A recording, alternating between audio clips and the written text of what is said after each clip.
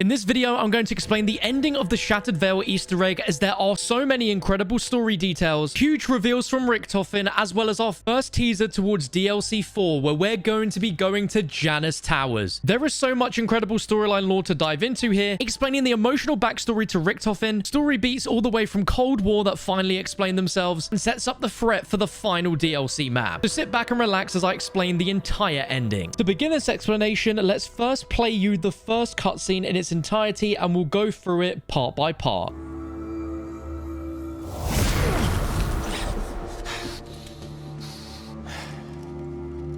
You idiots gave us the Sentinel Artifact, didn't you? This has been a long time coming, Richtofen. Yes.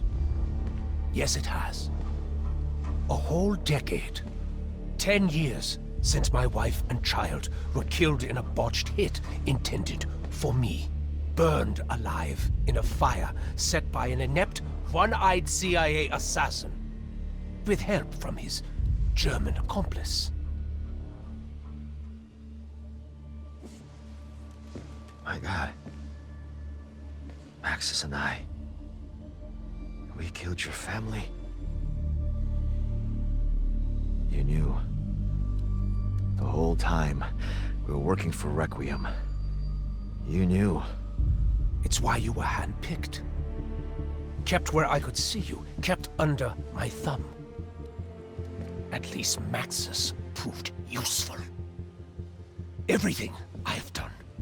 Requiem, Project Janus, Sam, all of it, just to fix your murderous fuck-up and bring Mary and Samuel back from the dead.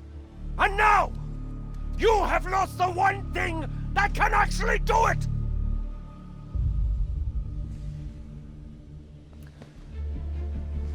With this device, Josiah Shem accidentally shattered space-time. I used it as the basis for my technology to access liminal spaces so we could feed the artifact. Now, you can either use that to get your petty revenge, or to get us the hell out of here.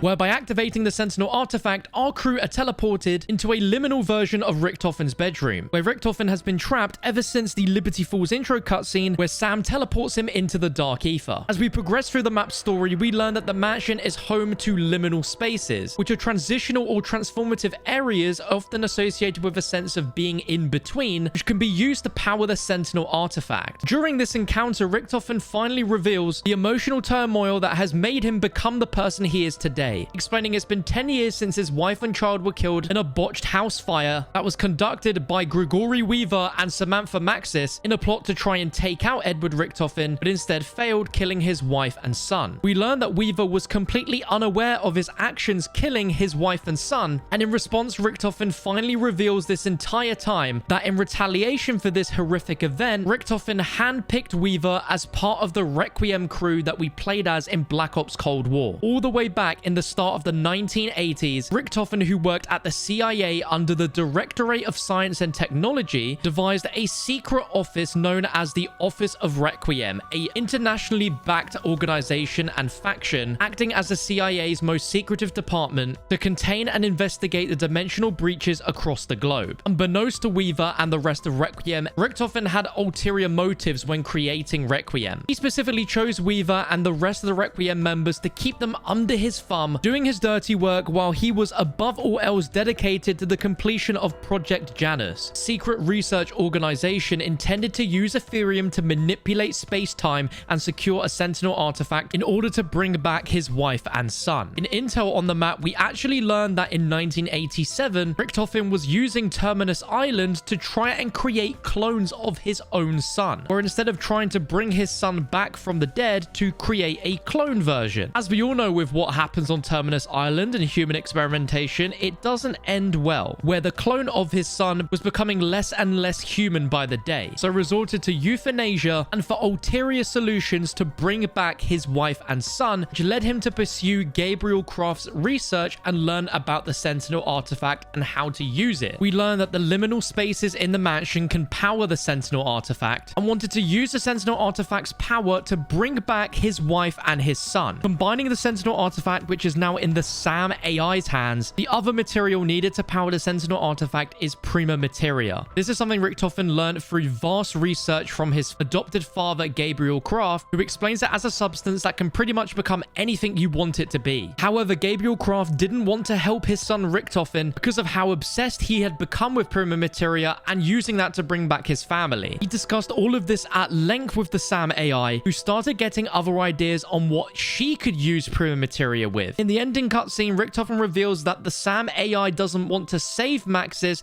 but S.A.M. wants to use Prima Materia to become Maxis, creating a body for herself and having god-like powers. Meaning that instead of the original Samantha Maxis being saved from the Dark Aether, which she trapped herself in at the end of Cold War Zombies by flying into the Forsaken, SAM AI has instead gone completely rogue, wanting to become Samantha Maxis and use the dark ethereal powers that Samantha is known for, but for her own evil intentions. Richtofen claims that there is a way to stop her, but there isn't a lot of time, and that we'll need to use the ether reactors at Janus Towers. As we see Richtofen and the crew walk off into the distance, we can see multiple of the towers are on fire, which is not a good sign because these are nuclear reactors. And whilst right now we don't know exactly how Richtofen intends to use these nuclear reactors, somehow we'll be able to disrupt a connection between S.A.M. and the Dark Aether in order to try and stop her. But as we learn from the events of Modern Warfare Zombies set 30 years after the events of this game, we learn from Gray that they actually failed to save Samantha Maxis from the Dark Aether. But now we know that S.A.M. intends to use Prima Materia to create a body for herself and turn into Samantha Maxis. This now throws even more questions at the final cutscene for Modern Warfare Zombies, where Ava Jansen gets yoinked into the Dark Aether,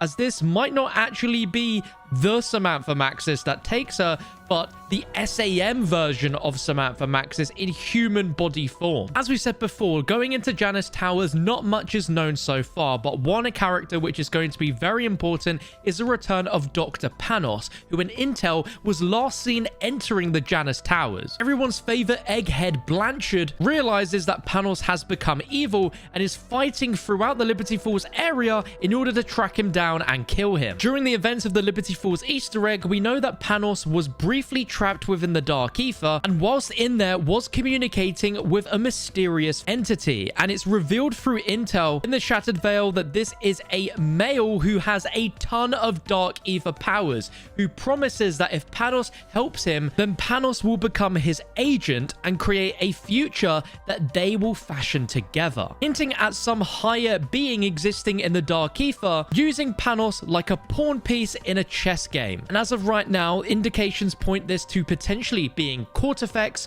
or even a version of the Shadow Man. That just wraps up everything that we can break down from the Shattered Veil ending cutscenes. I'd love to know your thoughts about the storyline from this cutscene and the story going forward in the comments below. If you found this video useful and you learned something, please let me know in the comments, as well as smashing a thumbs up on the video. I'd really appreciate that. If you're looking for an Easter egg guide to completing the Shattered Veil, then why not click this in-depth Easter egg guide on your screen right now.